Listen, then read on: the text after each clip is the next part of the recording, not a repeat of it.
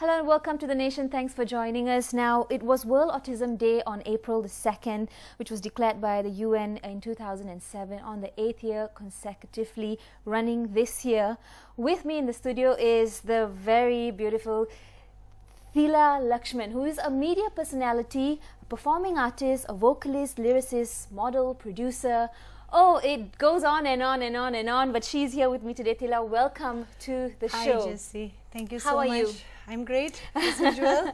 Thanks for making time to be on the show today. And of course, we do want to talk about, the efforts that you have made to help raise awareness of this. But before we get into that, tell us a bit about your background and what you're currently up to. Okay, about background, as all of them know, I've been singing everywhere that I can. That has been a passion. You've been involved in the industry for some time. Yeah, I started when I was 5 years old. Okay. 5-year-old, and then from there on, I did not let go the microphone. It's always been a passion, something you grew up with. Exactly. Music is something part of my life. You see, the abnormality of mine is I sing only on the stage. I don't sing when I'm at home. So no singing in the shower, no singing at family functions or anything. I try to I got to sing. Okay. Yeah, that's the abnormality part of mine. And other than that, as I told you, music is all about my life. Yeah. Yes. And so through that, then you got involved in other areas of media. Exactly. Yes. And what is currently on your plate? Because we know there is a lot on your plate. Okay, currently I have something very wonderful to share with you and to all the viewers. This is actually a plan that I had for some times back. I was thinking that being an artist, what could I do to render my vocal in a way that where it can reach people, especially the community which has got the weaker side. So I thought of doing a song that can contribute to the community. While I was thinking about it, I just felt that autism should be the song that I should relate to, and I titled it Jananam. Jananam means the birth. The birth. So why do I relate the birth and autism? Because I felt that each and every soul, each and every soul being born in this world, they have been blessed with a lot of incapability. There are ways of people. When you walk around the street, you see people with many personalities, many weaknesses, advantages. So autism has been like something that really touched me. The birth and autism has got a strong connection, where every mother during the pregnancy, they have a plan for the child. When this child is being born, this is what I'm going to do. And at the age of 1, age of 2, age of 3, how the child and me, how the interaction of the mother and the child, the bonding is going to be. So when you have autism being partially involved in the child, the mother feels that the child is taken away. It's already taken away. So I want to make a statement here that the child has not been taken away. We, mother, are being blessed to have the child through the birth, to bring back the child to the reality. So that is where I named it Jananam. Jananam, the birth, right? Absolutely. Now, you of course have got involved in this cause. You're passionate about it because it's something that's quite personal as well. Yes. Perhaps you could share that with us, and how it brought about this birth of Jananam. Okay, I would like to. I would love to. Okay, people thought that I am actually using my vocal to bring up the autism. So there are some. But when you're walking on the path of a public, you have a lot of negative remarks as well. So people thought that I'm doing this, taking the autism, taking the autism at an advantage to promote my vocal. But it is totally untrue, because I have a son. I've been blessed with a son who has got autism, and he is 14 years old now. Big boy. Yeah, big boy, big handsome man. Yeah. So I was thinking that as a mother, what could I do? So this song is specially for him, specially written for him, and also to all the mothers who has been thinking that, oh my God, my child is autism, there it goes. There are lots of mothers. I used to counsel and talk to people where they feel autism is just, it's gone. It is not gone, it is just a coming back. So I'm putting a strong motivation in the song for all the mothers to keep going and don't give up. Now see, it means so much and carries so much weight because it comes from a place of substance, someone who has gone through the entire experience. So everything you're saying is something you have felt before, and just like you, millions of parents out there are also perhaps feeling the same thing and going through the same thing, and you've now come up with this so that people can watch, understand, relate, and come together to further promote that awareness. Exactly. What has been done in Malaysia with regarding to this awareness promotion up to date before you got involved? Okay. If you touch on the awareness area, okay, awareness, if you compare with the foreign countries, Malaysia is totally a beautiful country where we accept everything, you know, but unfortunately we don't have enough people to bring it up to a highlight. You see, when I started on autism awareness, when we started having the small campaigns, I did a program last year called the Jananam 1, the staging of Jananam, where we had a stage play. We portrayed the life of a middle class family having the second child born normal and then later diagnosed with autism. And there we also portray what are the sufferings, what are the grievances that the parents go through, together with also how does the community look back, how does the community relate to this. So here we had about 1,000 packs turn up, and out of the 1,000 packs, I think we had a small survey on that. I think about 70% of people did not know what autism was all about until they attend the play. So from here I could see that we need more and more awareness in Malaysia, because I feel to accept autism, in the first place you have to understand autism. In order to understand, you have to be aware. So the awareness gives you the understanding and the acceptance. I think a lot of people have perhaps got the wrong idea of what autism is. Maybe you can set the record straight for us today. What is autism? Okay, many people, like what you say, okay, people who are in related areas of autism, they probably know what is autism all about. Like you and me, like you are my friend. You know my son is autism, and when you look at the next child anywhere down the complex or anywhere, you know that this child is autism. But people who do not know anything about autism, they normally label this child as mentally retarded. I've gone through this personally. My son was called oh, this child is mentally retarded just because he's like jumping in the lift. I give you a very concrete example here. I always take my son to Mont Kiara for a music therapy. And you know, Mont Kiara, this particular apartment that I go in, this is fully occupied by expatriates. So whenever I take him in the lift, I can see like 2 or 3 of them in the lift. And when my son literally jump or he does anything, they know this is autism, and they'll just, hey boy, what are you doing? And they'll come to me and they'll say, ASD. I say, yes, you know, oh, okay, I might be a strong mother. That's what they'll say. Because they are exposed, they aware. are exposed, aware.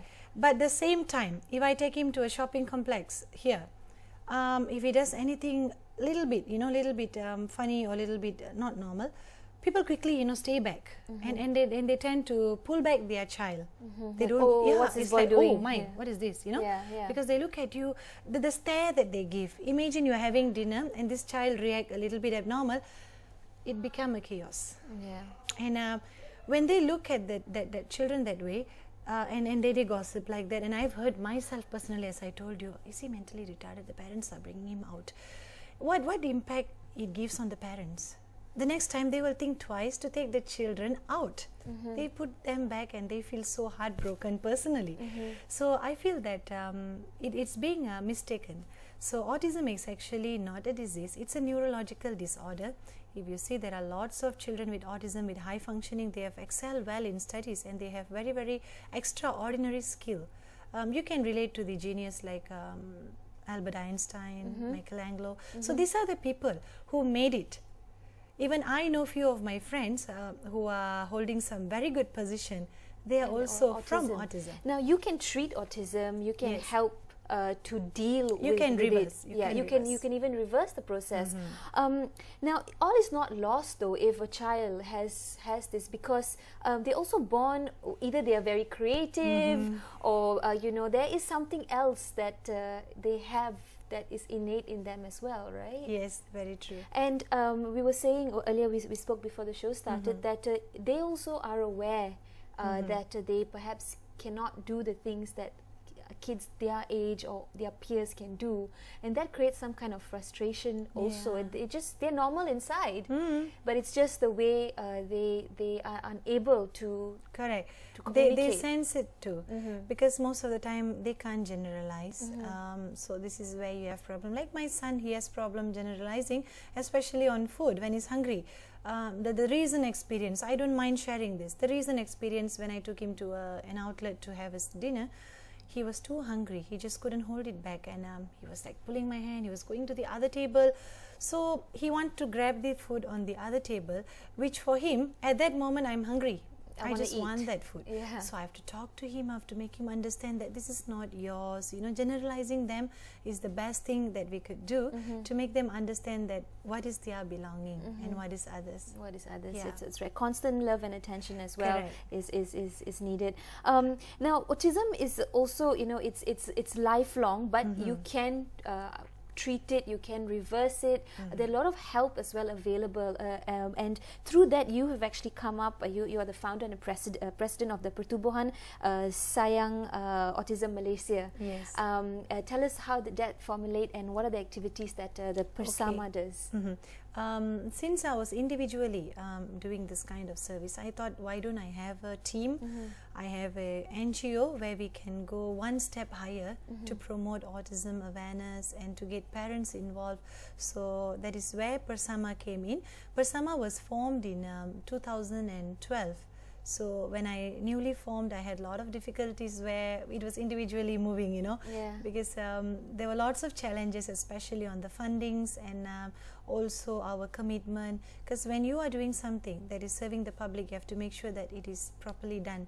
So we took a long way till 2013 to plan up, and the first project that we threw in was the Jananam staging. The stage play was the first fundraising that we did, and after that, from the funding that we received from the stage play, we carefully administered that to a workshop called Varma Therapy.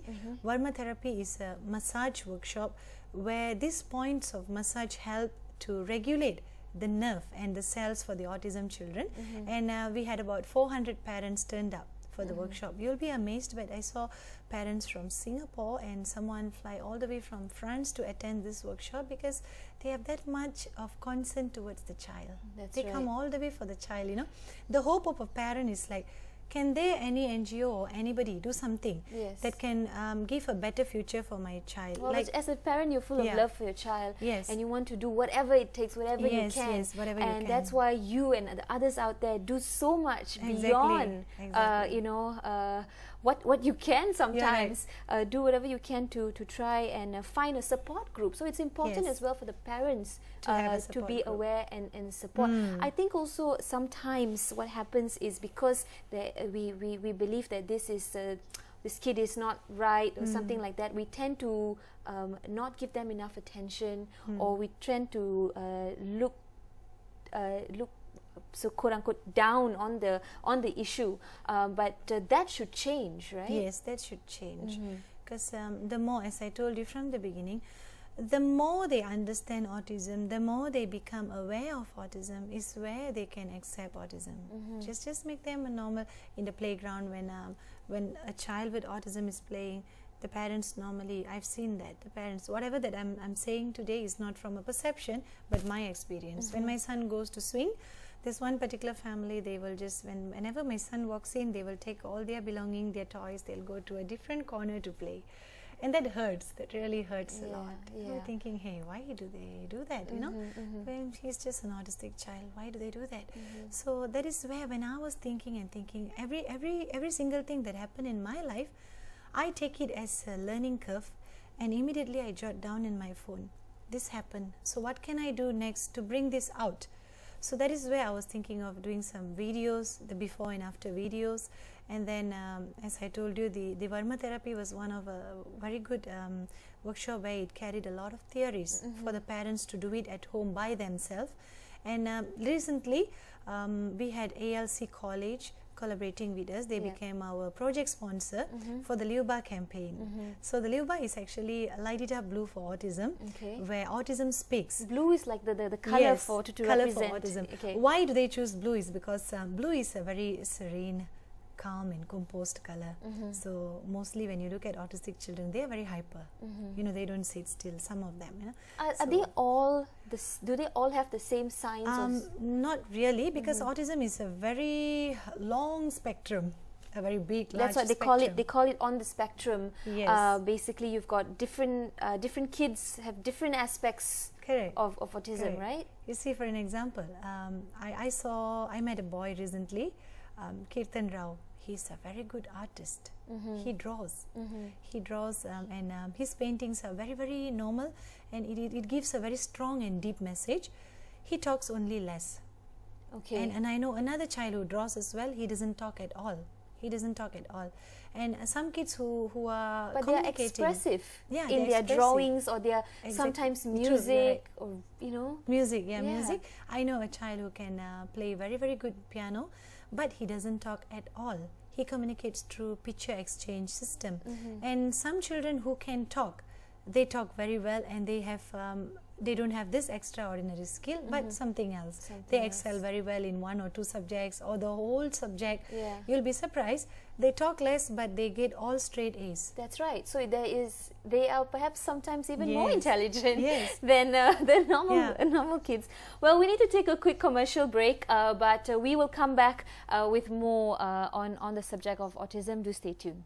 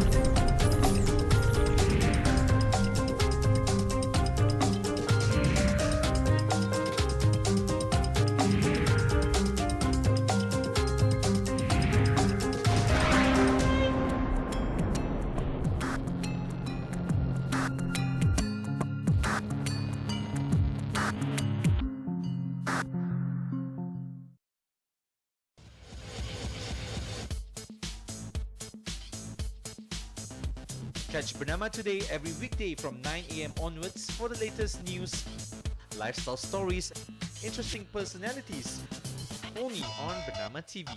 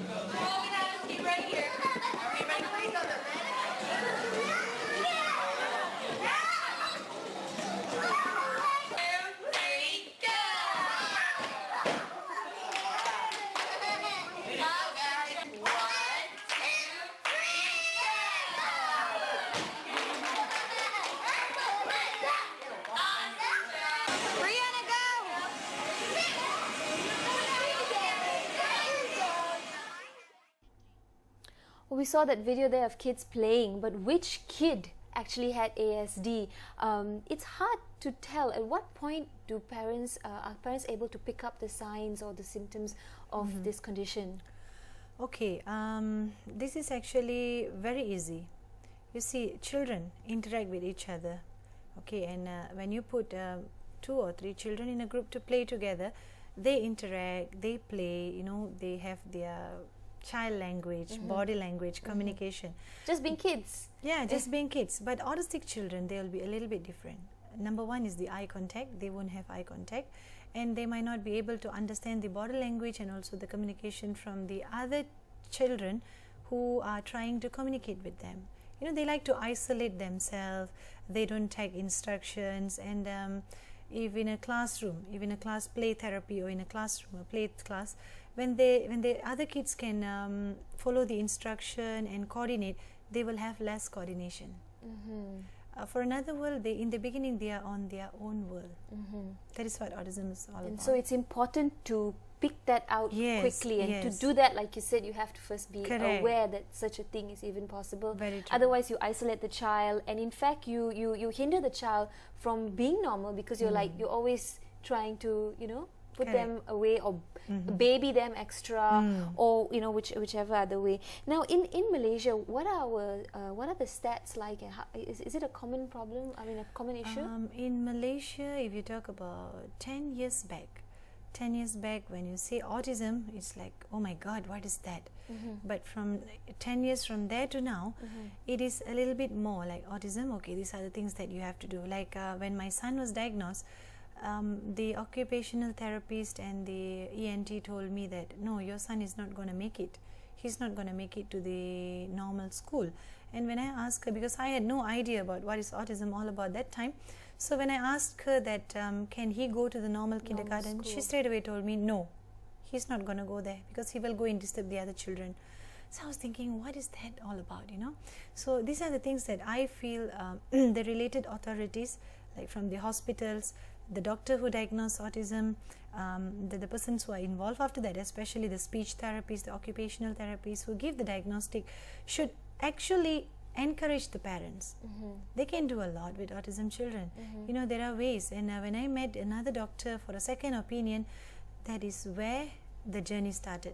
She told me that this is autism and this is how your child is going to be, but you can do a lot to bring him back, putting him on a strict diet, putting him on a proper ABA therapy. I resigned. The moment I got to know that my son is being diagnosed with autism, I resigned that moment, and I took off to do 4 hours of therapy in the morning and at evening. It was a military army training with him. Yeah. You have to have a set of Yes, things that yes. you do particularly.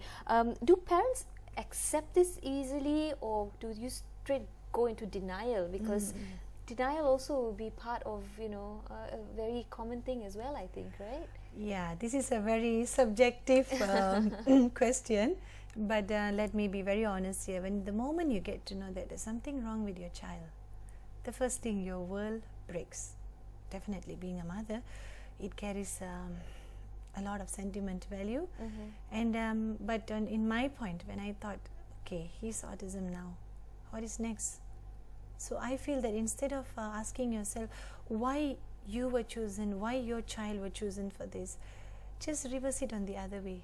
I'm being chosen because the God knows that I'm going to give the best for the child. So denial, there's another thing I would like to share with you. When parents call us, and when we give them our service on what is autism, there are still many parents on the denial state of mind. They say, no, he just can't talk. Other than that, he's all right. But for the professional, when we refer them to the professional, they diagnose with autism. And I feel that parents should accept, instead of, if you are in a denial mind state, you can never help the child. That's right. When you accept, my child is autism and these are the A, B, C, D, E that I have to deliver and I have to do, that is where you are taking the first step towards his success.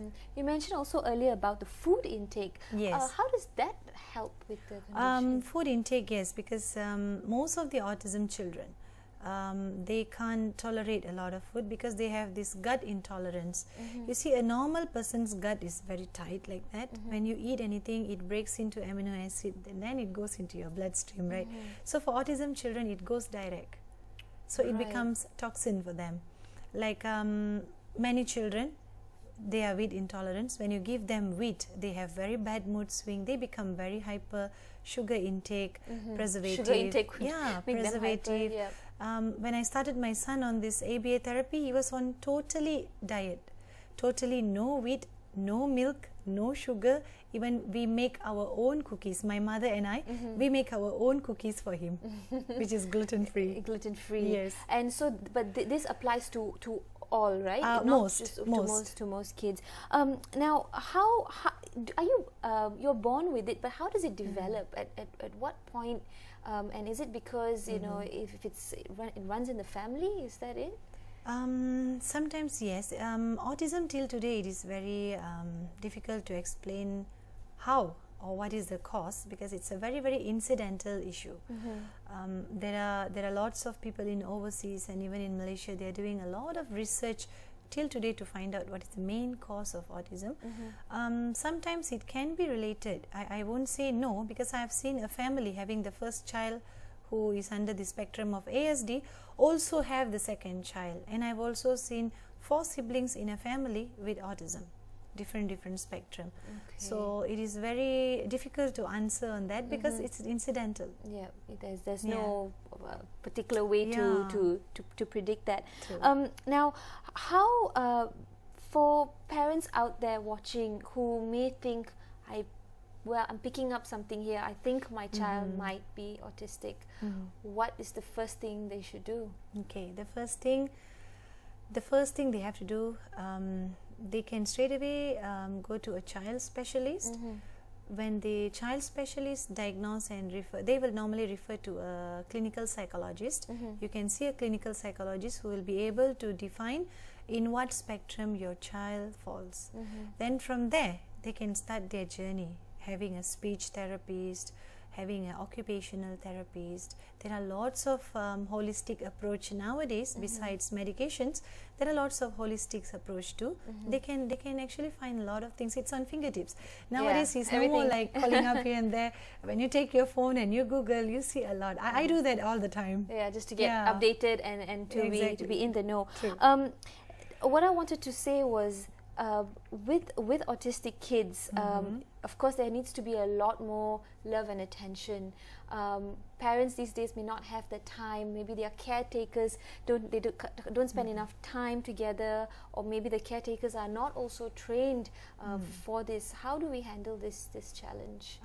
Many parents in Malaysia go through that, because especially working parents, they have to put the child in a caretaking center or anything. But I feel, in Malaysia, we need more trained teachers. We need more trained teachers for the special needs, and also more of trained centers to handle these children, because sometimes maybe some parents, they've only seen the high functioning, the mild one. I have handled the moderate and also the severe ones. They really need a lot of patience. They really need to understand the child. Why did the child react such way? And not to hit the child back. I watched a video recently, a 28-year-old autism child, an adult, 28-year-old. He's under the caretaking for the past 6 months, a new caretaker. And the mother had made a smart move by installing some CCTV in the room where the child is being taken care of. This caretaker actually hit the child repetitively until he was bruises. He had bruises all over, and the mom did not know about it. When the mom attended to the child, she thought maybe he has the habit of hitting himself. So when she confronted, he said he hit himself. And then when she saw the video footages, he was repeatedly kicked in the abdomen. You know, these are the things that caretakers should really count into, because if you don't have the passion and the service purely from your heart, you can never be a caretaker for children with special needs. Absolutely, and I think that again all boils down to being aware. And of someone like you promoting that, and going that extra mile to really shed light on this particular issue, and the misconceptions that surround it. What do people always get wrong about autism? What are the biggest misconceptions? The biggest misconception, they feel autism children can't do much. In fact, some families, I've heard like the mothers cry, they will tell me that, my family said he's not going to make it, I'm wasting my time on him, this child is born retarded. These are the things that they repeatedly go on and on, It is a very heartbreaking thing when you point on the child that he's not going to make it. You will never know. You will never know if you don't keep trying. So they should always never give up. Because they always are born, even though they are born with this condition, they are also born with some extra skills, extraordinary skills. Tapping like the you skill, mentioned. we should tap the skill. Now, we've looked at it from the outward perspective, but in your opinion, how is it from the child's perspective? Okay. From the child, you see, I take my son again as an example. He knows, you see, they can sense what others feel about them. And I've got another boy which I was teaching him on the ABA those days, a very lovely child. He speaks, so he's now about 19 years old. He's 19 now, he's a big man. And he travels in LRT. So there was once I traveled with him together, and when he was playing, he's very obsessed to mobile phones. When you have a mobile, he do not know who you are, he doesn't introduce himself. He'll be like, oh, you are using a mobile phone of Nokia and blah blah blah. He gives the series, model and the apps, you know. So when he was doing that to the person next on his left and right, I told him, boy, you must introduce yourself first. You can't do that because they are total stranger. And when that person you know, it started from there. He got up and he was standing next to me. He started crying. A 19-year-old child, he started crying and he said, I'm being bullied, loudly. So if you see, that can really touch him emotionally. He feels that he's not being understood by the public. He is not being understood because they are not aware what is he. Imagine a 19-year-old boy sitting next to you, a man trying to communicate with you suddenly. So they feel a little bit awkward. So the boy can sense it, and he cried. He cried. I held his hand very, very tight. I told him, look, it's not that they did not understood you. They don't know what is your problem. So when you don't introduce yourself, you straight away go and do that. They of course think something wrong with you. So when he's crying, that means he knows what is happening around him. That's right. And they're extra sensitive as well, right? Extra sensitive. Well, on that note, we'll take a quick break, but when we come back, we'll still continue our conversation on autism in conjunction with World Autism Day, or rather World Autism Awareness Day, which happened on April the 2nd. So stay tuned, we'll be right back.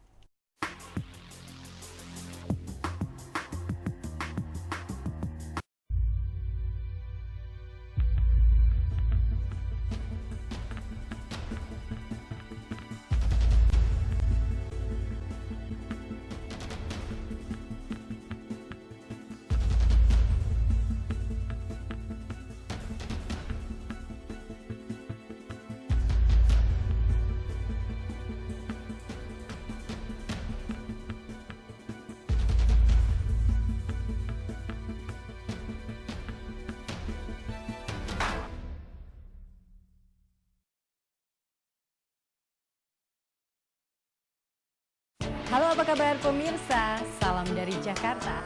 Sebuah program kerjasama Kantor Berita Indonesia Antara dengan Kantor Berita Malaysia bernama kembali hadir menjumpai Anda.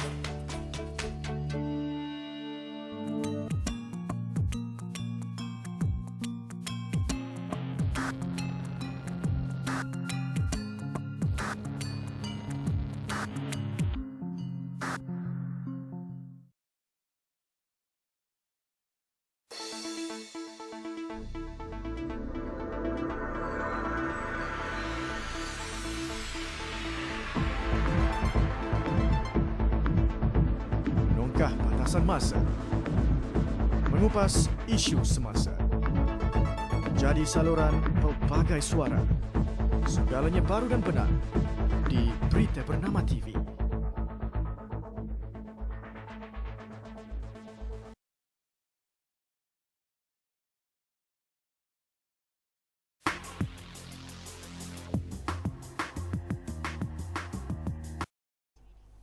Hi, welcome back. We are talking about autism, which is a disability that affects how a person relates to other people. It also affects how they make sense of the world around them. And they say that it's spectrum. Based different kids would have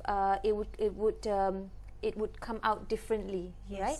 Now, what is the difference really between another very similar syndrome, which is called the Asperger syndrome, versus the high functioning autism that we're talking about? Okay, like what we spoke on the earlier stage, remember I told you that there are some autism children, they excel very, very well, extremely very Super well. intelligent. Super intelligent.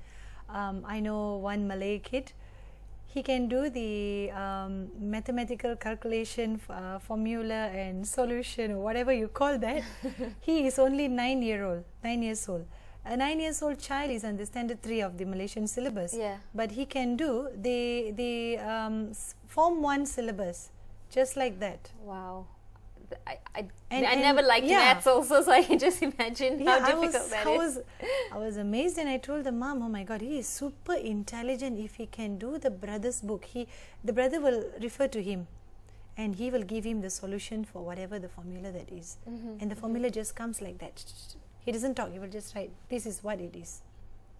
Wow, that's amazing. Yeah. So what is the difference then between autism and the Asperger? Is it Okay, they are super intelligent, Asperger, and autism is actually, as I told you, a larger spectrum where they have a lot of disabilities. Asperger syndrome, they still have the disabilities. I won't say they don't. They have, they will still have some communication, social interaction. Like this boy that I told you, he falls under the Asperger syndrome, but he has some social communication problem. okay? Yeah, he find it very difficult to mix around with people, and he can only talk to even his parents. He can only talk to a certain extent, and after that he becomes very, very regress. He becomes very, very regress. He will refuse to talk to. So it blends. It is like a very balancing ball. Yeah. Well, when we talk about how they relate to the outside world, they have difficulty in 3 areas. Yes. Namely 3 areas. Well, maybe you could share that with us. Imagination, definitely communication as well, and also social interaction. And if we were to describe more about how they would interact, what would be the way then that they can interact if not by verbal? Okay, there are lots of non-verbal children under the autism spectrum disorder. They use the picture exchange system. It is a card where you have I want a drink, I want to eat. They use that. These are for the non-verbal children. Some of them, they prefer also to type. I'm teaching, my son is non-verbal with a lot of jargons. I'm teaching him how to use the iPad to tell what he wants. Like small words, pain, happy. I'm just teaching him now, and he's coping well with that. Yeah, it distresses them a lot because they feel very stressful when they can't express. That's right. And that's where they break out into burst, So when they have a way to communicate, they become very relieved. And it's also nice for you to Yeah. know what he's feeling True. or what he's thinking. Very, very true. Yeah. And so what is he like? If we can talk about your son, how is he? What is he normally like? Okay, he likes balls. He have collection of this tiniest ball to the biggest one. He sleeps with them till today. Okay. Yeah, without that, no way. Even if I hide it under the bed or I hide it anywhere, he'll become very restless. Until you give him that, he'll put it next to his pillow and he just sleeps. He wants them there. And he loves collections of these magazines where we have brochures. The complex, shopping complex, they give you the product brochure magazine. He likes that very, very much. He can spend hours on that. Looking at that. And definitely he loves music. Yeah. He sings. He sings. He sings. like his mother. Yeah, like the mom. He sings a lot of songs, and he uses his own word. Do you sing to him? Yes, I do. I Yeah. sing all the time, and he picks up very fast. Whenever I sing to him, he picks up very fast. When I stop, he will start. So do you believe as a parent, if you have a kid who's autistic, do you think introduction to music or art is important at a young age so that they can maybe develop these skills that they have in them? Yeah, I will say yes. Apart from their skills, music gives them a lot of calmness. When my son's name is Danvi, when Danvi started his music therapy, before he started, he was very restless. He used to get very, very easily stressed, very impulsive. He becomes very impulsive towards everything. When I say no to that, he becomes impulsive. But after putting him on a music therapy, he has got a much better time for him, better listening skill. So music helps them a lot. Yeah, to calm down. Yeah, to and calm it's also down. perhaps a way of expression for them, the rhythm yeah. and the beat And the you might melody. not know, they pick up that very, very fast, and they can excel to be a good musician. Absolutely, Yes. right? Because maybe they don't want to have any speech or any contact, Yes. where they can use this to calm express down. themselves. Now, we've spoken about autism, but is there a cure for it? Till today, there is no cure for autism yet. Even I have seen some of them claim that, you know, this approach can cure, this holistic approach can cure.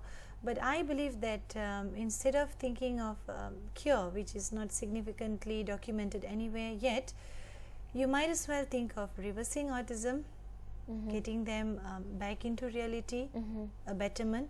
If your child was in step 1, after 6 to 7 months of therapy intervention, they become into the step 2 category. Isn't that an achievement? Isn't that a Definitely. cure? Yeah. I feel that way. When your child is like stepping one by one, I feel that this is a step 1 cure. This is a step 2 cure.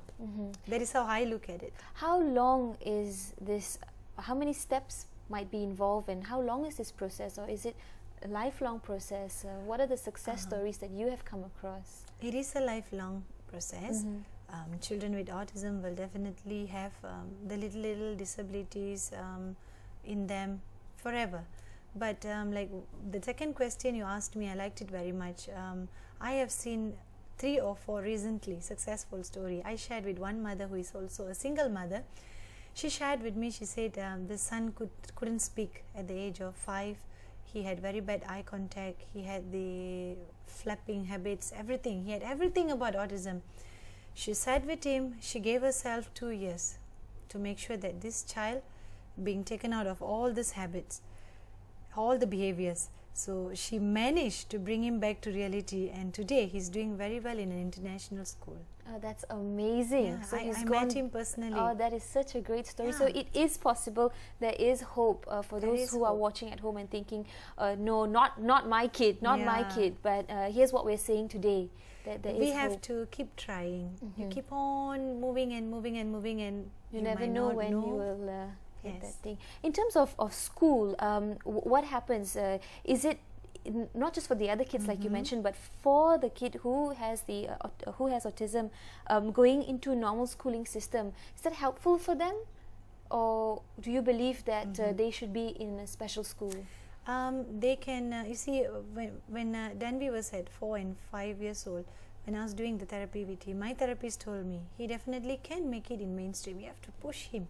So those who are making it in the mainstream, you have to really push them hard. Push them really, really very hard.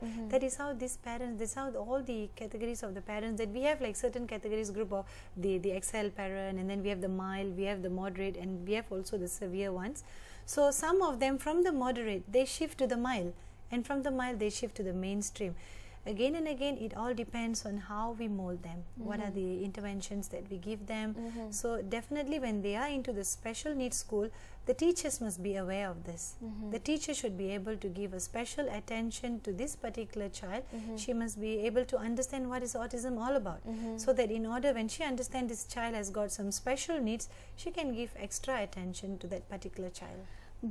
But on the flip side, if you have a child who needs all this attention and needs someone to help guide and coach them, then putting them in a normal, in like you said, mainstream will not be helpful, and it won't be a win-win situation for either teacher, the other classmates, or the kid with autism. Okay, in that you can have, you see, like as I told you, some children, they don't talk. They are good on their academical work. So we can't say that just because this child doesn't talk, doesn't communicate, doesn't interact with the other children, but he can excel very well in his academic, he should not be given or taken back to the specials class, because he can make it. That's right. So we just have to tap. This is where the parents can have shadow guide. They can have the shadow aid in the school, guiding them from the moment they start. I used to shadow aid. I used to stand outside the kindergarten from the morning 8 o'clock until 11 o'clock and just like peeping through my son if he needs any guidance, if he need anything to do. But I'll tell the teacher that just don't let him to see me. I'll be just outside there. So I sit there. That was my duty every day when he was, and he made it in the normal kindergarten. He could color, he could write, and when it came to the primary, he couldn't cope up. Okay, so then again, in that kind of situation, that is Yeah. also unfair to want to push the child to be in mainstream, Yes. right? So then, if that's the case, then a different school. But I think it's all a case-to-case basis. Case to case, yeah. It depends again on the severity. It depends on what level they are, the mild, the moderate, or the severe. Like most of the time, if you look into the centers who cater for the special need children, the moderate children, they have other skill. Instead of mainstream, they can go for the other skill, like they have a small group where they do the beadings, they do some artwork, they do some packing. My son has just learned how to pack sweets in 10, and they give it to the shops to sell, and I brought him to show that, hey, this is where they sell your product, man. You know, must be so happy yeah, and proud. He said it, so that's my product. I did that. Yeah. Now, for those of us who know of a kid who has autism, or maybe because not our own child, because that way we are not as aware, what is it we can do? What is it the public can do? How can we help that child from one point of view, and then secondly, how can we help to spread this awareness to others as well? Okay, public. We have a lot of NGOs in Malaysia dealing with autism, like we have NASOM, we have IMC. So the public can always be a volunteer, and just it's all about sharing. You know, when you know about autism, say like example, you're sitting in a group, you're having a cup of tea or what, you see one family walking in with a child, and you see that child has a little bit of the autism symptom, or you'll definitely And it has know. happened. Yeah, to it has happened. Yeah. So when you know that, you can probably share with your friend word by word. When you have a question like we were talking about the light it up blue, right? When they ask why is it blue? Blue is for autism. What is autism? Autism is this. Oh, I see. I know somebody who has this, so I have to relate to them. And this has happened always. So some people think that we are wasting time on doing awareness. I have been commented also. They Tell us say, about that experience. Yeah, I have an experience. Like lately we did this campaign, campaign with ALC College. So we were given fund to run this campaign, where we have a paper bag with a wristband and also some tea light candle. We will sell it for 10 ringgit, and we try to make our fund grow from there. So when we had a campaign, we tried to make it big. We had with some radio stations, some TV stations coming in to celebrate the Autism Day, and from there, you won't believe it, I had a lot of phone calls on this autism. Hey, Tila, my friend had this problem. I think this baby is diagnosed with autism. How can we help? How can we help? So don't you think it's already creating an awareness? Definitely. The question arises, create the awareness. From the awareness, you go to the understanding. So when the awareness comes in, we will like, okay, you can do this. Okay, we are coming up with a workshop next here. Come and join us to know how you can help your child, how you can put your child into treatment plan, treatment program in Malaysia or even in overseas. So when people comment that we are wasting time on awareness, we are wasting money on awareness, and they say that this money should be given to any other deserving NGO, that really hurts, because we are putting a lot of effort, and we also... This is a deserving NGO. Yeah, deserving NGO. and this effort, you see, whatever money that we waste here, that waste money, is coming back to us, because we are selling these little items for 10 ringgit. We are doubling it up and bringing it back as a fund to cater for another workshop or to cater for another treatment plan. And we are also looking into the suburban area. You see, in town, in a city life, people get in touch very fast. I've done a research sometimes back 3 or 4 years ago. We went into some estates, some villages, where we see whether they have any autistic children. So when we spoke about autism, they said, no, we don't have, but the other house there, they have a mentally retarded boy. This family, they have a mentally retarded girl. That's how they brand them. That's right. And when my friend and I, just 2 hours, when we walked in, we saw the child is only autism. The child can speak so well. He can relate so well, but they brand it. That's right. Well, we need to take a quick break. When we come back, we'll continue on this topic about autism and how we can all help make a change. So stay tuned.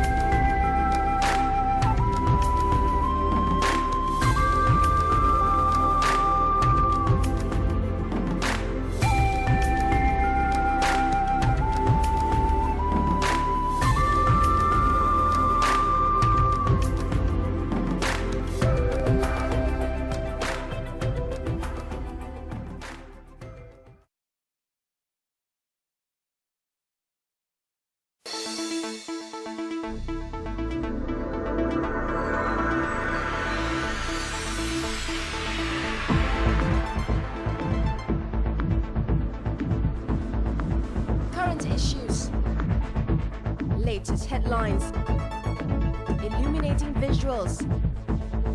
Everything right and now on Bernama News.